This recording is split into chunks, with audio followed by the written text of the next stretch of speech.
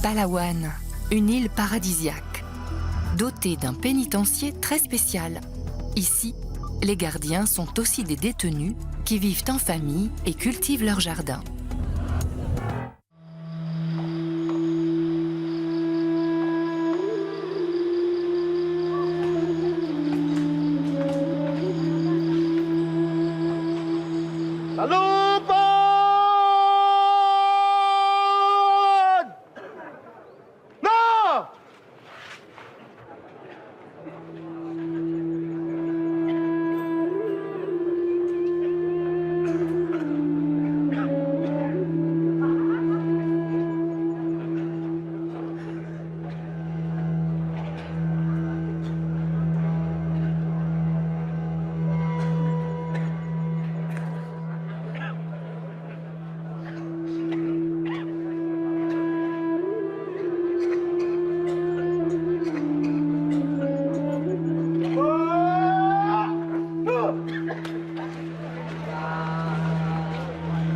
Le quartier de moyenne sécurité de la prison d'Iwaig compte 1072 détenus, dont la plupart condamnés pour meurtre.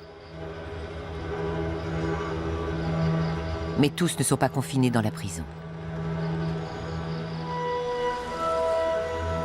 Ceux qui sont considérés comme fiables peuvent sortir durant la journée.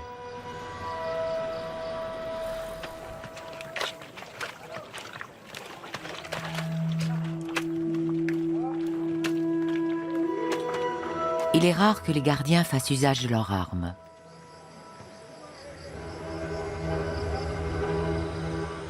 La colonie pénitentiaire est cernée d'une épaisse jungle qui forme une barrière naturelle.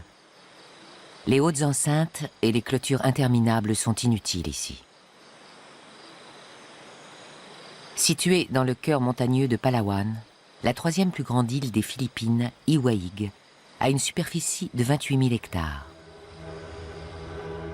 Ceux qui ont fait une tentative d'évasion, qui ont enfreint les règles ou qui sont considérés comme dangereux sont enfermés dans le quartier de haute sécurité. Les détenus surnomment ce quartier l'enfer. Ceux qui n'ont plus que quelques années à faire et qui se conduisent correctement deviennent des détenus minimum. Ils sont peu surveillés et jouissent d'une certaine liberté.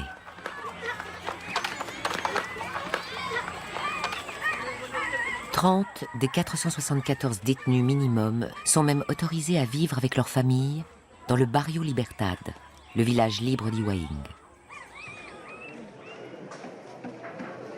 Ce privilège est quasiment exclu pour les détenus du quartier de moyenne sécurité. Il faut se comporter de façon exemplaire durant de longues années pour le mériter. Perpétuité. C'est la sentence à laquelle Rogelio Teves a été condamné il y a 19 ans pour avoir assassiné un cousin de 25 coups de couteau. C'était de la légitime défense, prétend Rogelio. Son cousin a essayé de le tuer sur ordre de la famille de son épouse qui, très riche, ne supportait pas cette alliance avec une famille pauvre. « J'ai tué par amour », nous confie Rogelio. Pourtant, peu après la sentence, son épouse s'est installée avec leurs 3 fils chez un autre homme. Je n'ai pas de lit. Je ne peux donc pas me coucher, d'autant qu'on est tous collés les uns aux autres ici. La nuit, c'est encore pire. On est serrés côte à côte et tête bêche. À Iwaig, seuls ceux qui ont de l'argent ou travaillent dans les champs ont droit à un lit. Ceux qui, comme Rogelio, appartiennent à la caste inférieure des détenus, reçoivent un morceau de carton en guise de matelas.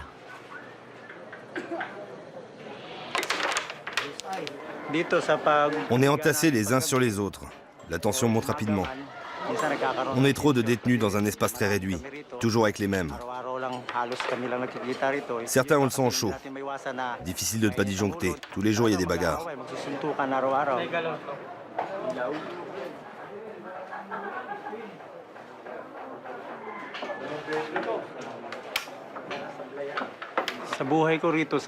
La nuit, je fais parfois des cauchemars. Je me déteste pour avoir agi comme ça. Je ne comprends pas ce qui m'a pris. Les souvenirs de ce meurtre me rendent dingue. Mais parfois, je me dis que je referai la même chose pour défendre mon amour. D'autres fois, je prie en silence pour contenir toute la colère qui m'habite. Il m'arrive aussi de pleurer en silence, au fond de moi-même.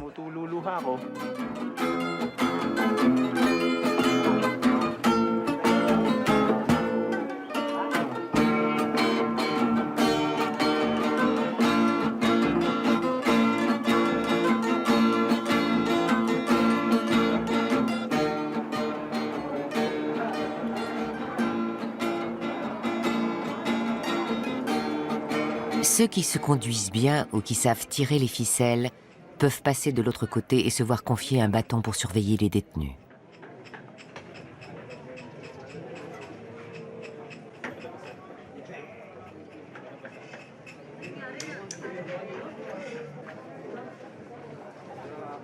Mais les super caïds à Iwaig, ce sont les chefs des différents gangs. Ils font régner l'ordre, établissent la hiérarchie et organisent parfois des expéditions punitives.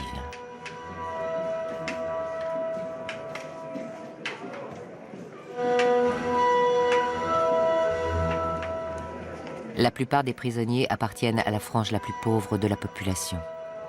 Comme un tiers des détenus du pays, ils n'ont pas droit à un procès honnête faute d'avoir les moyens de se payer un avocat.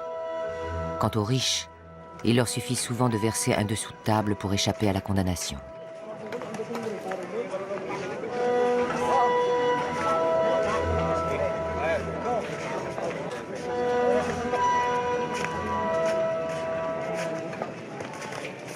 Bon nombre de détenus du quartier de moyenne sécurité passent plusieurs décennies dans la prison, loin de leur famille et oubliés des fonctionnaires installés à Manille. Ceux qui ont purgé leur peine doivent attendre des mois, voire des années, avant que le ministère de la Justice daigne délivrer les documents de remise en liberté.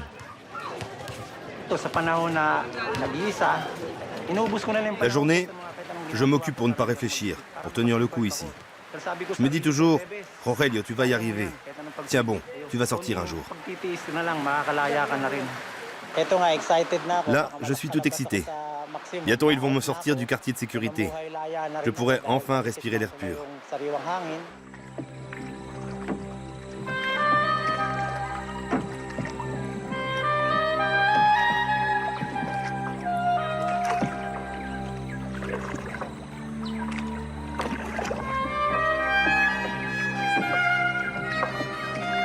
Le lieu où Rogelio pourrait s'installer bientôt se trouve à quelques centaines de mètres du quartier de moyenne sécurité.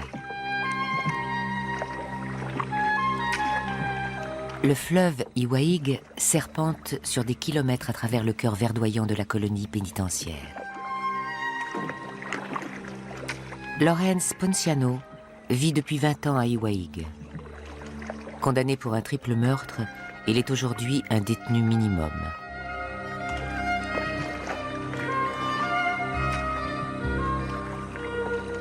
Pas de gardien, pas d'armes, pas de mur.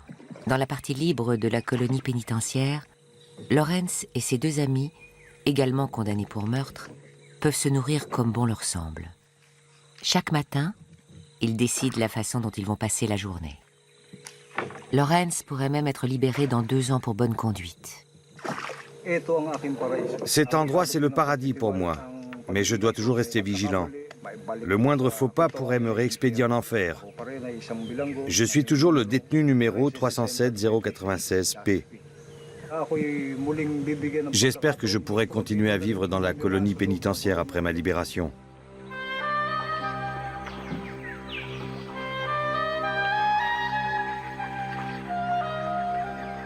L'île tropicale est devenue une prison à la fin du XIXe siècle. Le régime colonial espagnol y exilait les opposants politiques.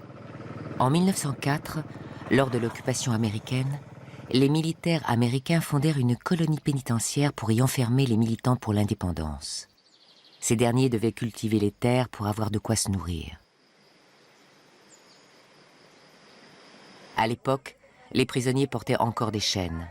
Aujourd'hui, plusieurs gardiens sont d'anciens détenus. Chaque année, seule une dizaine des 1700 détenus tentent de s'évader d'Iwaig. La plupart échouent en traversant la jungle où il est quasiment impossible de survivre seul. La plus grande crainte des prisonniers est d'être renvoyés en enfer, le quartier de haute sécurité. les 132 détenus qui s'y trouvent sont privés de visite, profitent rarement d'une promenade et sont parqués dans des espaces exigus.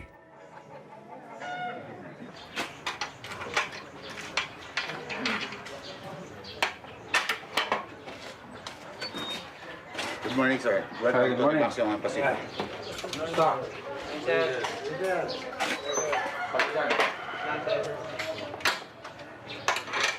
Guillermo Ayala est le premier directeur de la prison d'Iwaig à se rendre chaque semaine dans le quartier de haute sécurité pour avoir un contact direct avec les détenus.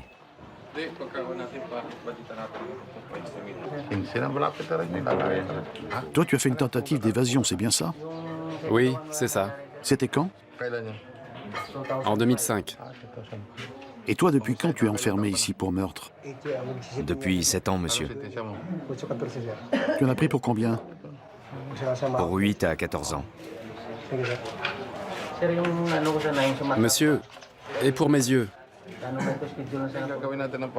Dépose une demande et je la ferai suivre.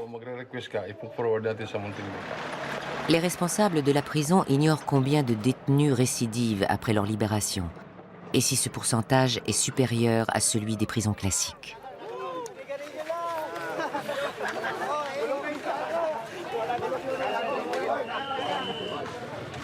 Guillermo Ayala croit au modèle d'Iwaig. Pour devenir directeur de la prison et travailler au contact des détenus, il a abandonné une place bien payée de chef comptable au ministère de la Justice. Quand je suis arrivé ici, je me suis rendu compte que les gangs étaient très forts et très actifs. J'ai aussitôt recherché le dialogue avec les membres les plus difficiles, les plus violents, mais de façon décontractée. Je leur ai confié des responsabilités en tant qu'ouvrier et surveillant. Je leur ai montré que je n'avais pas peur des contacts physiques et surtout que j'avais confiance en eux. C'est le plus important. C'est un vrai défi. Si on ne leur accorde pas une certaine confiance, il n'y a aucune chance qu'ils changent.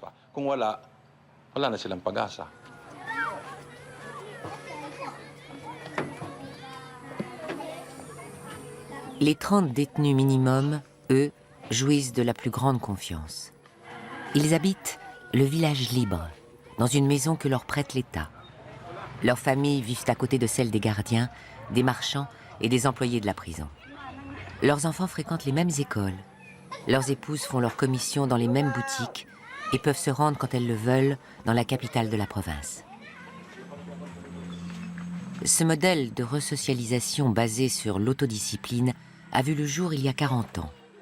Un village des plus normaux, mais où la violence éclate de temps à autre. Il y a quelques semaines, le local où sont vendus les articles fabriqués par les détenus a été ravagé par un incendie. Des flammes de plusieurs mètres de haut ont illuminé la nuit. L'enquête est toujours en cours, mais tout le monde semble être convaincu qu'il s'agit d'un acte criminel provoqué par la jalousie.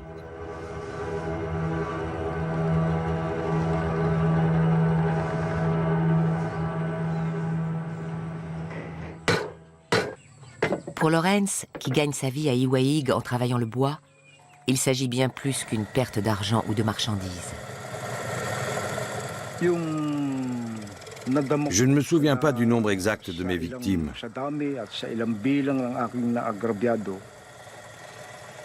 Ce travail quotidien m'aide à maîtriser mes pensées, à ne pas ressasser le passé, comme ont tendance à le faire la plupart des gens qui ont quelque chose de lourd sur la conscience. Le travail me permet de fuir mon sentiment de culpabilité.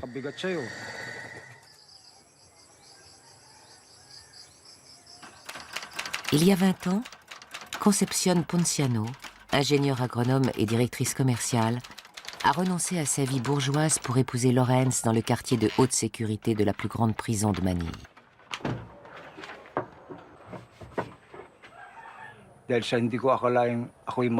J'ai eu beaucoup de mal à croire que quelqu'un comme Concepción puisse m'aimer. Je suis un gars de la rue né à Tondo, le bidonville de Manille, d'où viennent les criminels les plus dangereux et les plus violents du pays. Dans ma jeunesse, j'admirais les chefs de gang. À 16 ans, je me suis fait tatouer pour devenir membre du puissant gang des Spoutnik. On me surnommait Bombay. Pour moi, le gang des Spoutniks était comme une famille. Je faisais partie du gang, ils veillaient sur moi. À cause des péchés que j'ai commis, mon épouse et mes enfants doivent mener cette vie pénible.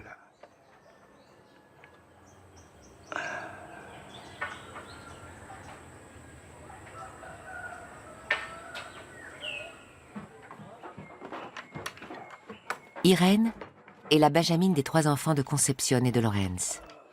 Elle est née prématurément avec un trouble moteur. À l'époque, les médecins ne lui donnaient que 3 semaines à vivre. Aujourd'hui, âgée de 9 ans, elle travaille à la seule force de sa volonté pour améliorer son état et déjouer le pronostic de l'époque. Concepción et Lorenz n'ont pas d'argent pour lui payer un traitement.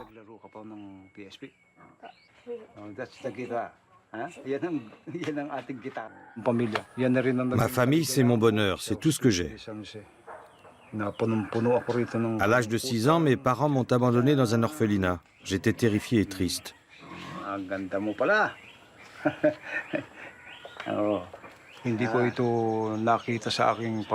Un jour, vers l'âge de 10 ans, je me suis enfui de l'orphelinat et je suis allé chez mes grands-parents. Mais ils m'ont rejeté après m'avoir donné une violente correction. Je n'essaie pas de minimiser ma responsabilité en racontant mon enfance malheureuse. C'est moi qui ai commis ces crimes. C'est à cause de moi que mes proches sont plongés dans cette situation frustrante.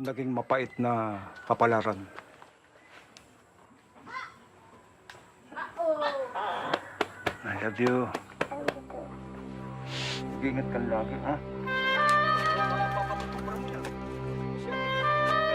Plus de 50 enfants ont vu le jour à Iwaig ces dernières années.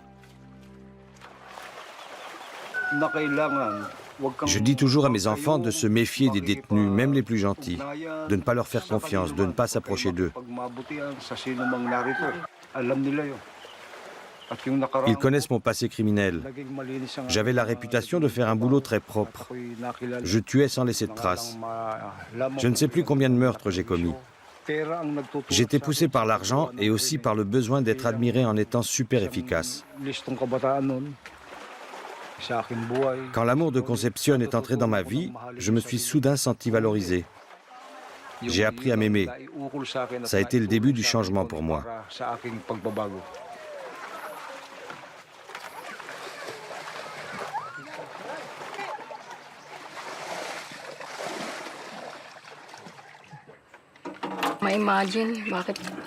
Je me demande parfois comment j'ai échoué ici.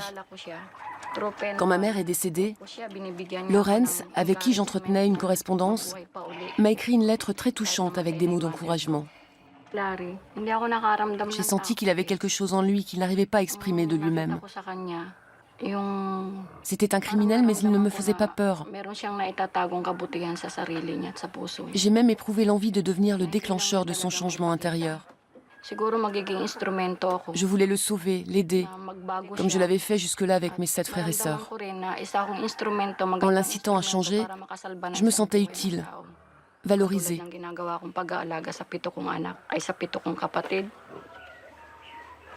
Après leur mariage, Lorenz a demandé son transfert dans la colonie pénitentiaire d'Iwaig, avec Concepción, qui attendait son second enfant.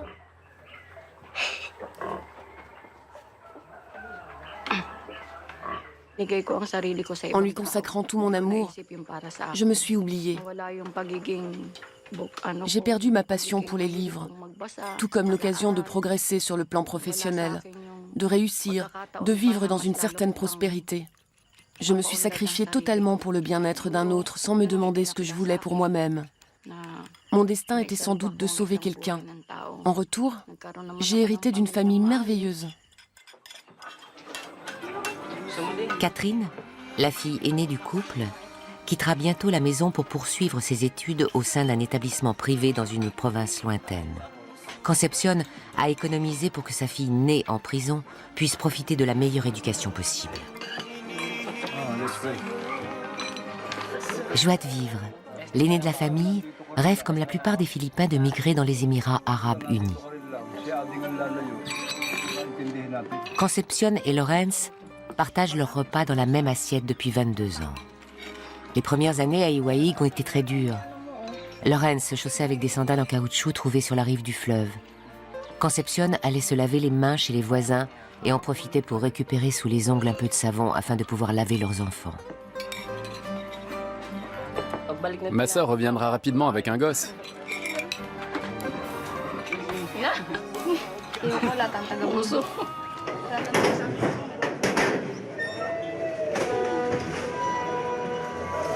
Quelques centaines de mètres plus loin, c'est l'heure du déjeuner dans le quartier de moyenne sécurité.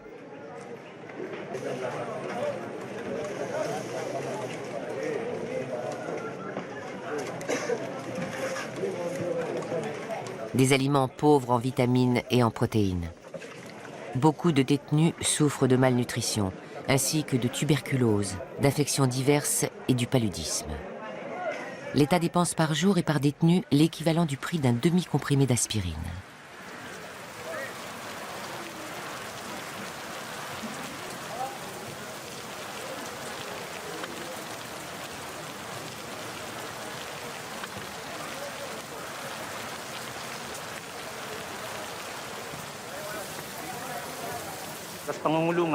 Je me dis en permanence, Rogelio, tu dois rester fort. En prison, il est important de se forcer pour tout si on veut survivre. J'en ai vu plusieurs qui ne se nourrissaient quasiment plus. Ils ont fini par perdre la raison et par mourir. Parfois, quand je n'arrive pas à m'endormir, je pense à ma mère qui est morte, à sa rigueur et sa m'aide. C'est quelque chose que je porterai toujours en moi. À part ça, il me reste les souvenirs de mes 3 fils et mon épouse Mila.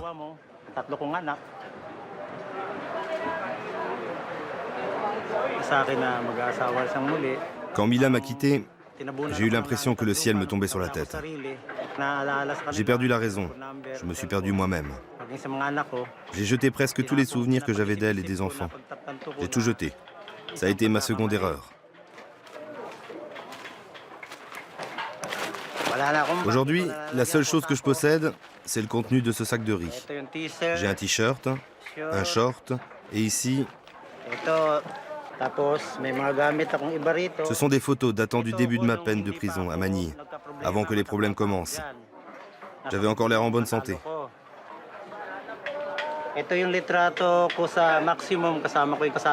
Voici une photo de mes 3 fils,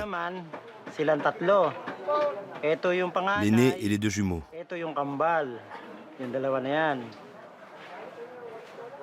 Là, c'est moi sur une aire de jeu.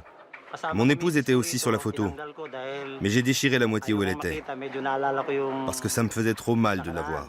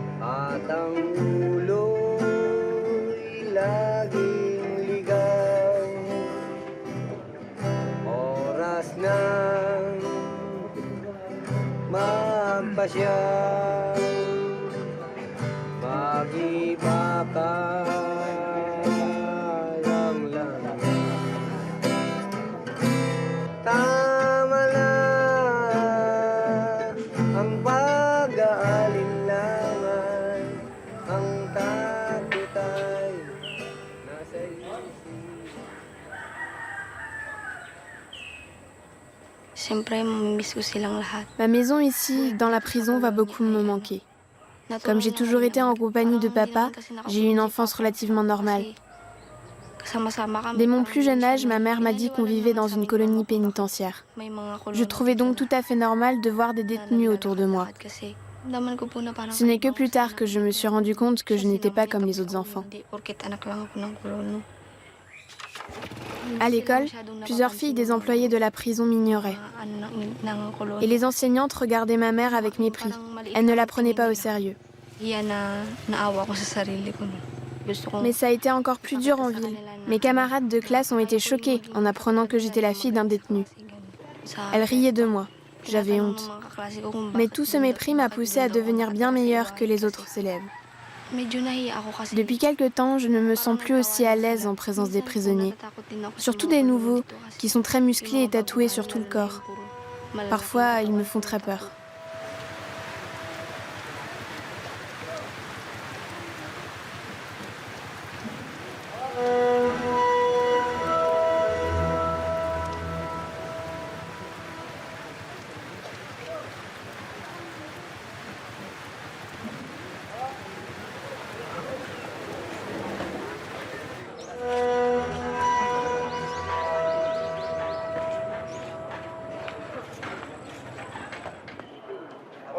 Le gardien Luis Fernandez a aussi grandi à Iwahig.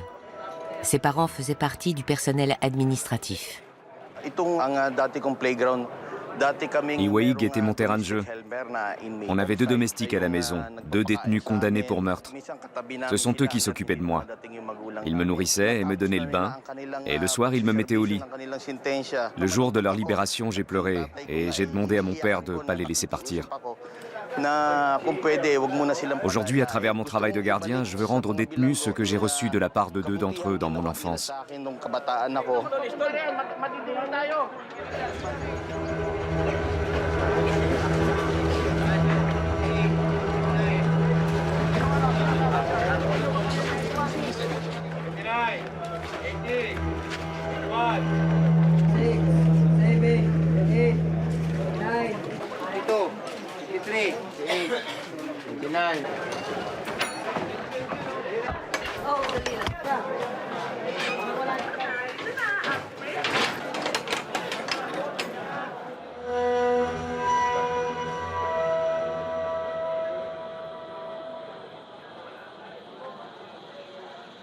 18 heures.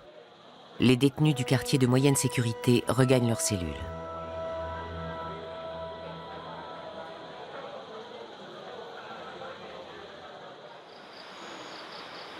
Quand je croise un visage qui me rappelle une de mes victimes, certaines images me reviennent à l'esprit.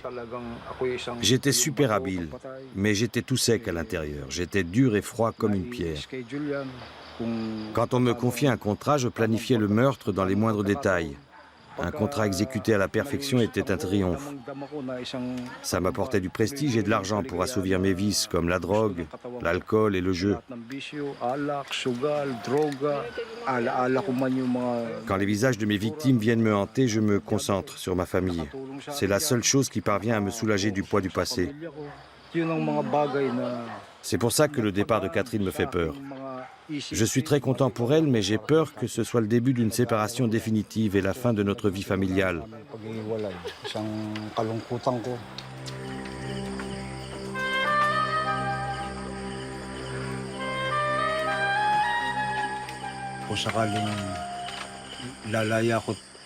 J'ai peur de croiser mes anciens potes après ma libération. Mon gang existe toujours. Il est même très actif. Mes potes me feraient sans doute tomber dans mes anciens vices et finiraient aussi par me faire des propositions tellement alléchantes que j'aurais du mal à les refuser.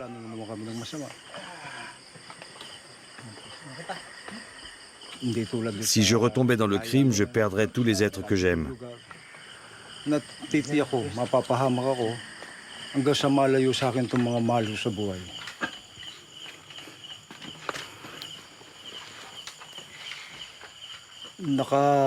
Voilà pourquoi j'ai tellement peur du monde à l'extérieur de la prison.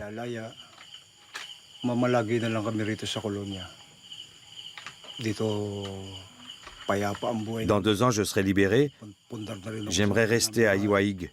Ici, on a la paix, une maison et du travail.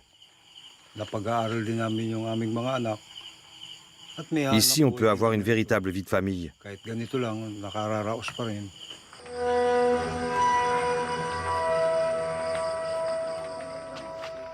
La nuit, à Iwaig, certaines règles ne sont pas respectées. Les employés et les détenus achètent de l'alcool et jouent ensemble à des jeux d'argent. Les disputes et la violence éclatent le plus souvent la nuit.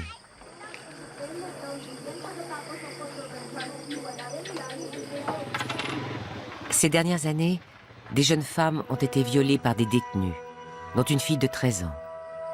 La tension conduit parfois aussi à des meurtres.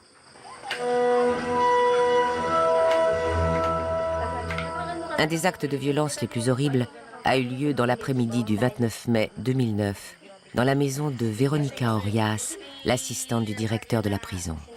Un ancien détenu qui attendait depuis 4 ans le document lui signifiant sa remise en liberté a gravement blessé Veronica et tué son mari en lui assénant 29 coups de couteau. La raison ?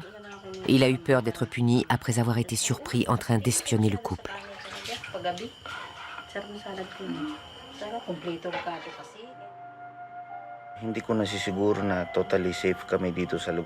Je ne suis jamais tout à fait à l'aise ici. Vivre à Iwaig comporte pas mal de risques, surtout depuis que nous avons une fille. Nous ne la laissons jamais seule, ni à la maison, ni avec d'autres personnes. On ne sait jamais ce qui peut traverser l'esprit d'un criminel.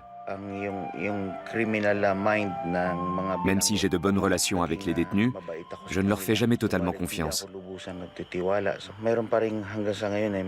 En dehors de la violence, il y a aussi pas mal d'activités illégales, comme les combats de coqs. Malheureusement, plusieurs employés de la prison sont impliqués dans ces activités. Princess, l'épouse de Luis Fernandez, a aussi grandi à Iwaig, où son père est gardien. Elle travaille comme secrétaire à la colonie pénitentiaire, tout comme son ancienne voisine Veronica Orias. Après le meurtre de son mari, Veronica n'a pas trouvé d'autre emploi. Elle est donc contrainte de venir chaque jour à Iwaig. Dès qu'il est 18 h, je m'enferme dans la maison avec ma fille. Je ferme toutes les portes à clé.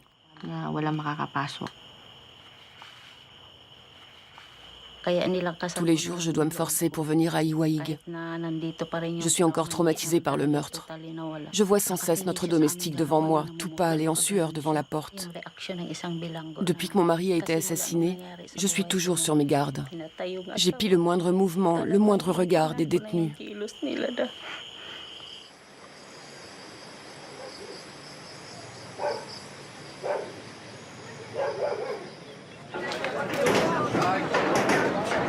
Le quartier de basse sécurité abrite aussi des détenus du quartier de moyenne sécurité qui travaillent dans les champs. Rogelio en fait partie depuis qu'il a purgé un tiers de sa peine. À Iwaig, les détenus sont obligés de saluer respectueusement les gardiens.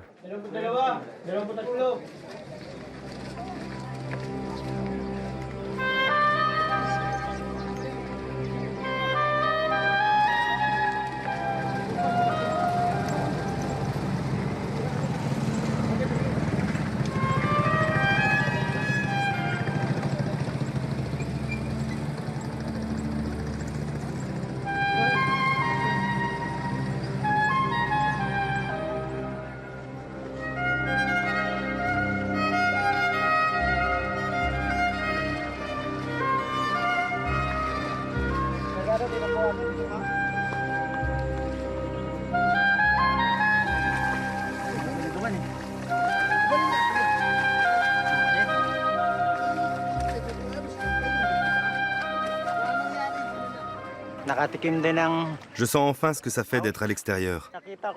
Je respire l'air frais. Je sens la brise sur mes joues, l'eau froide à mes pieds. Je revois les arbres et les montagnes pour la première fois en 19 ans. Pour moi, c'est une sorte de liberté. Ce travail me rappelle mon enfance, quand je devais aider mon père dans les rizières. À l'époque, je faisais tout pour échapper à cette corvée. Aujourd'hui, j'apprécie même le sol vaseux et les escargots qui irritent la peau. Dans la prison, je passais mon temps à attendre la sonnerie de la cloche annonçant les repas. Sinon, je restais assis ou je roupillais. Ce travail dans la rizière est pénible, mais je fais enfin ce que font les gens libres. Un jour, je pourrais même cultiver mes plants. Ça me rend une partie de ma dignité. En 30 ans, le gardien Edgardo Salvador n'a jamais eu à utiliser son fusil.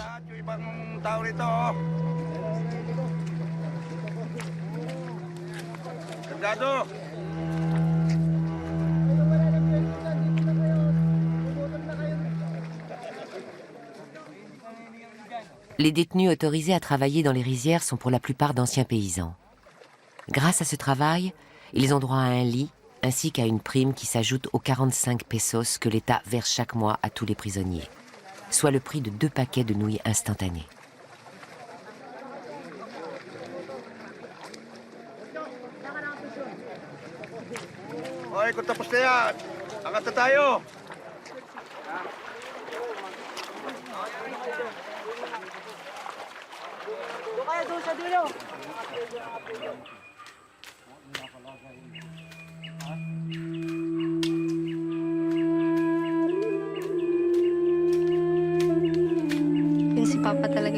Mon père va beaucoup me manquer. Nous sommes tellement proches. C'est un exemple pour moi, bien qu'il ait commis des meurtres. Mais je le connais seulement comme un père aimant. J'avais 8 ans quand ma mère m'a raconté son passé. Au début, j'étais choquée, j'avais même peur de lui. Plus tard, ça ne m'inquiétait plus. Après avoir rencontré sa famille dans le bidonville, je comprends pourquoi il est devenu comme ça à une époque. Depuis, je l'aime encore plus qu'avant.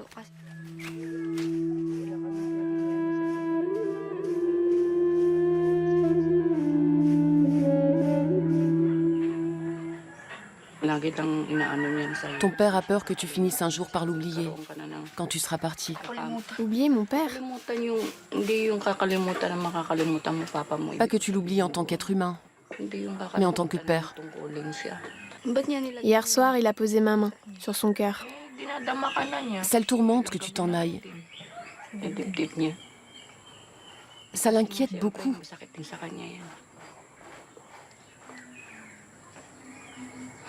Ma main sur son cœur.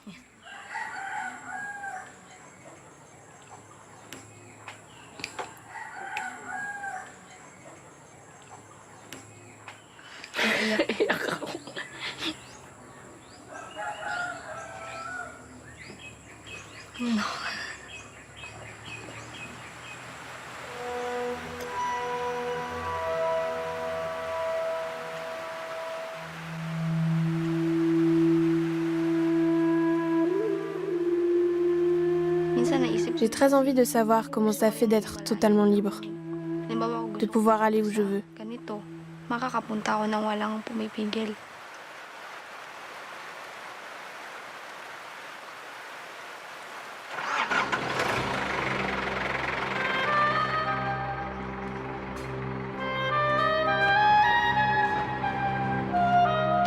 Une étape de plus vers le monde extérieur.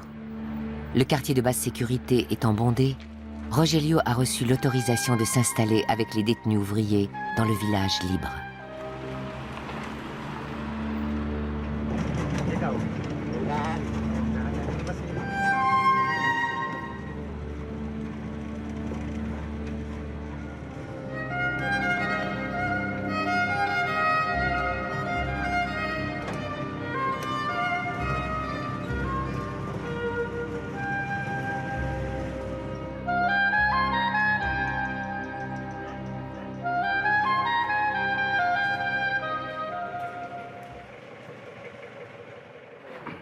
On y va, Rogelio. Oui, monsieur.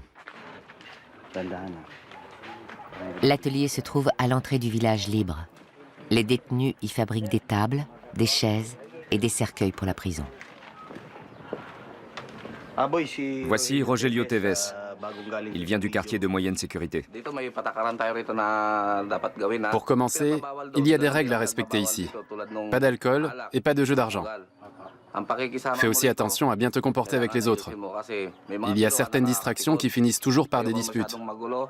Je ne veux pas de troubles ici. ni d'activité louche, compris?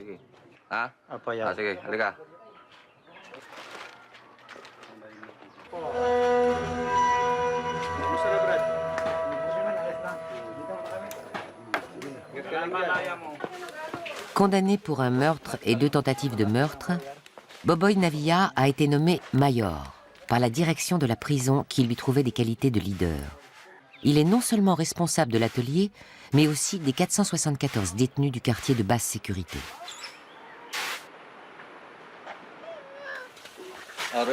Tu logeras ici. Voici un t-shirt. Ne sors pas la nuit. Entendu, chef.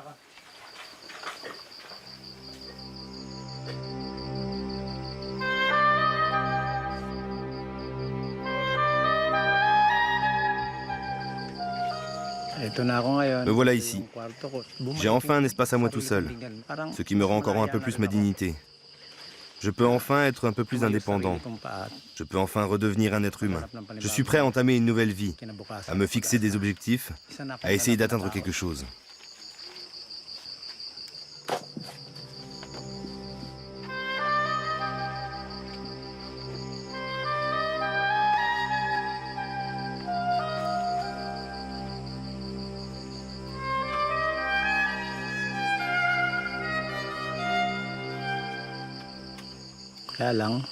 J'ai tellement changé au cours de toutes ces années. J'ai beaucoup maigri. Ma peau est devenue plus sombre et ridée. J'ai perdu des dents. Je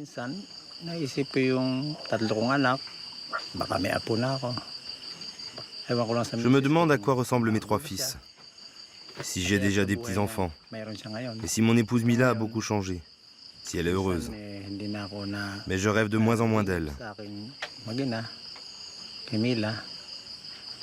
Je ressens toujours de la souffrance à cause du meurtre que j'ai commis. Elle est toujours là.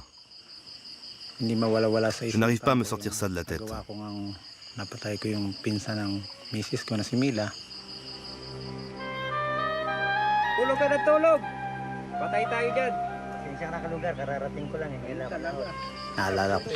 Je me souviens que je faisais la cuisine pour mes enfants. Une chose aussi simple que de me préparer à manger, au lieu d'être nourri à coups de ration, ça me rend aussi ma dignité.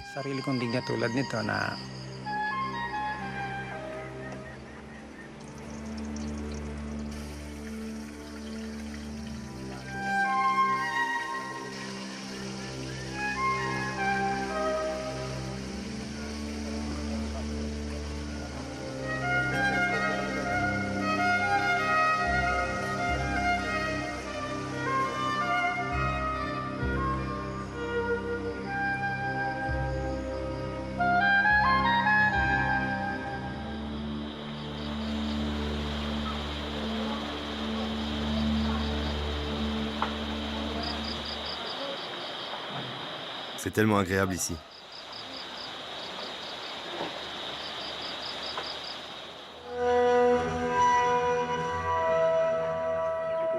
Au quartier de basse sécurité, Boboy Navia fait à la fois fonction d'exemple, de personne de confiance, de garant de l'ordre, de coordinateur, de conseiller, de chef et de médiateur.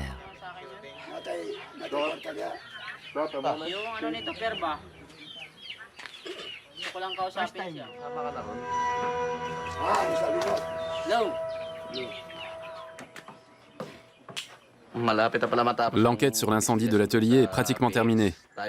Lundi prochain, il va falloir tout déblayer. Ensuite, on posera du contreplaqué. Les clous et le ciment sont déjà sur place. On va tout reconstruire.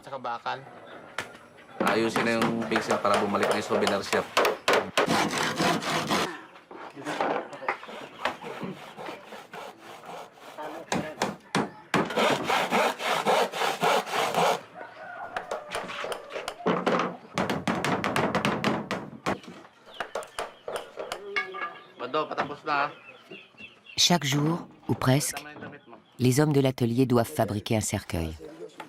La plupart des détenus qui décèdent dans la prison sont enterrés de façon anonyme dans le cimetière, installé à la lisière de la forêt. Lorenz fait également partie des ouvriers indépendants rattachés à l'atelier. Il est mort de quoi? On ne sait pas. La prison avait une adresse, mais personne n'est venu réclamer le corps. J'espère que nous serons libérés avant de mourir. Encore un peu de café, Mayor? Non. Rogelio, si tu as envie, tu peux commencer tout de suite avec moi dans l'atelier. Super. Je dois gagner de l'argent parce que je ne reçois jamais de visite.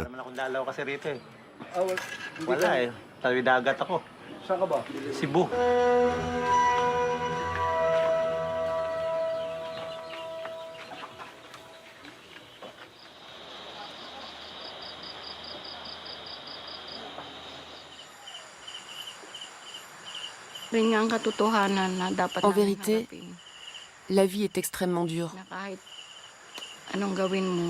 On se dit toujours, nous avons réussi. Mais c'est pas aussi simple que ça. À l'époque, je ne me suis pas rendu compte de ce que ça signifiait d'élever des enfants dans une prison. Je ne voyais que lui et moi. Lawrence dit que nous devrions rester ici, parce que c'est plus paisible. Tout ça parce qu'il a peur du changement. Il a peur de ne pas s'adapter à la vie en dehors de la prison. Mais la vie est très dure ici. C'est pas une vie normale. Cette étiquette que les autres nous collent parce que nous vivons à Iwa'ig, c'est difficile à supporter. Les enfants se sentent inférieurs. Je ne sais pas pourquoi ma vie est devenue comme ça.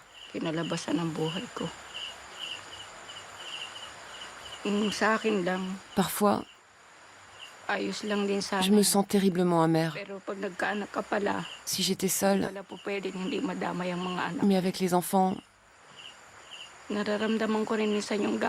ils comprennent pas mal de choses et ils en souffrent en silence.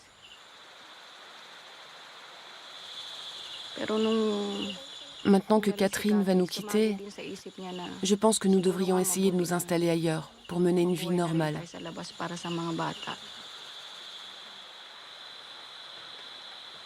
Il n'y a pas que nos deux vies qui sont en jeu. Nous avons des enfants et ils ont le droit de mener une vie libre. Si on a réussi à s'en sortir ici, on réussira à s'en sortir dans la société. Nous devons le faire pour l'avenir de nos enfants. Je pense que le départ de Catherine est une chance pour nous. C'est un nouveau chapitre dans notre vie.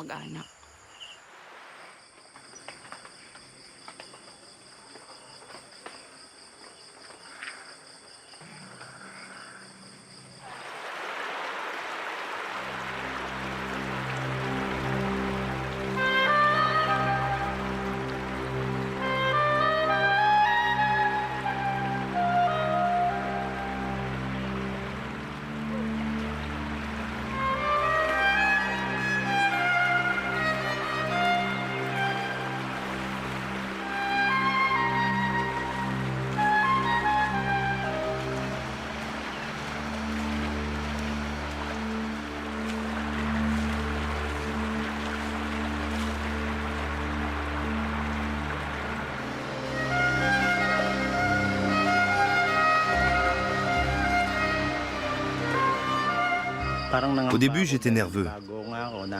J'avais peur de me retrouver subitement dans la nature. Dès que je suis entré dans l'eau froide, j'ai été submergé par un tas d'émotions. Soudain, en nageant pour la première fois depuis ma condamnation, j'ai été content d'être en vie.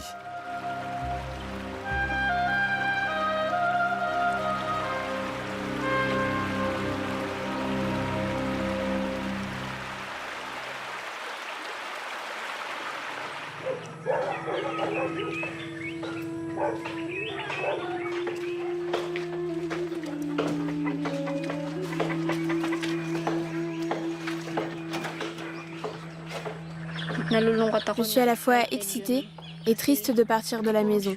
J'ai l'impression de sauter dans l'inconnu.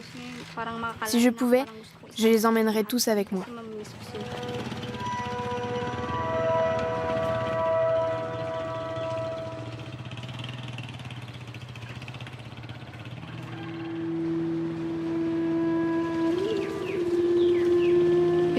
Je me demande comment ça va faire de vivre dans un endroit où personne ne saura d'où je viens.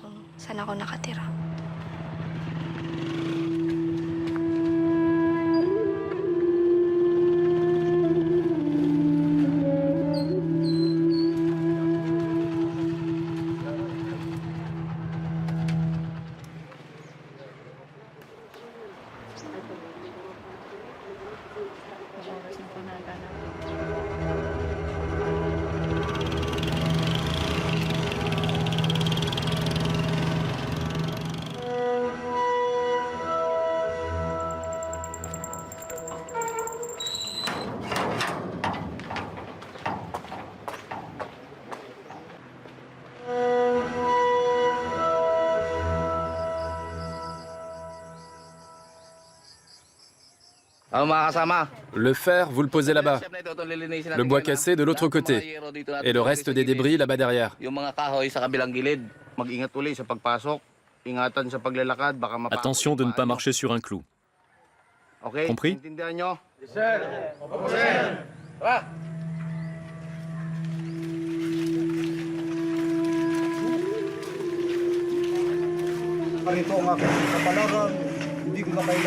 Mon avenir n'est pas dans le monde extérieur. Mon sort, mon destin, c'est Iwaig.